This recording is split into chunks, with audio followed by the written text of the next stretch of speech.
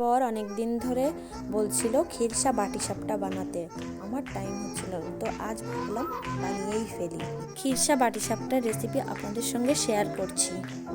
আধা কিলো দুধ ভালোভাবে জাল দিয়ে শুকিয়ে ফেলতে হবে। একটা নারকেল কুড়িয়ে সেটা দুধের ভিতর দিয়ে দিতে হবে। এরপর কয়েকটা কিশমিশ আর গুড় দিয়ে দুধ নারকেল ভালোভাবে শুকিয়ে খিরসা বানিয়ে নিতে হবে।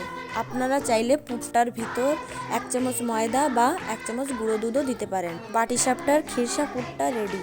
এবার আমরা বাটিসাপটার জন্য একটি পাত্রে আধা কাপ ময়দা, আধা কাপ চালের গুঁড়ি, অল্প লবণ নিয়ে তাতে দুধ দিয়ে একটি মিশ্রণ বানিয়ে নেব। এরপর ফ্রাই প্যান গরম করে তাতে সামান্য তেল দিয়ে বাটিসাপটার মিশ্রণটি দিতে হবে।